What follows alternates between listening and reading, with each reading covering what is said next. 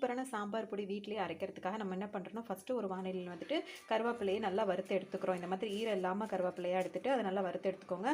அதுக்கப்புறம் காஞ்ச மிளகா உங்களுக்கு காரத்துக்கு தகுந்தாப்புல கருகாமல் வறுத்து எடுத்துக்கங்க. கருகுச்சுன்னா ஒரு மாதிரி புகைச்சலாக வரும். அடுத்தது பார்த்தீங்கன்னா பூண்டு நீங்கள் கண்டிப்பாக சேர்த்துக்கோங்க. அதனால் நான் பூண்டு வந்து பெரிய பெரிய பல்லாக பூண்டு எடுத்திருக்கேன். இப்போ இந்த பேனில் பார்த்தீங்கன்னா துவரம் பருப்பு 1½ கப்பு, கடலைப்பருப்பு 1½ கப்பு, வெந்தயம், மிளகு, ஜீரகம் எல்லாம் 1/4 கப்பு சேர்த்துருக்கேன். கொஞ்சமாக எண்ணெய் விட்டு இதை நல்லா பொன்னிறமாக வறுத்து எடுத்துக்கலாம்.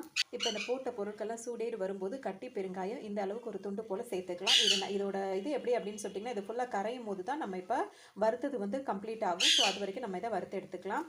வறுத்து முடிச்சதோட ஃபஸ்ட்டு மிளகாய் அரைச்சிருங்க. அதுக்கப்புறம் மற்ற பொருள் எல்லாம் போட்டு சேர்த்து அரைக்கலாம்.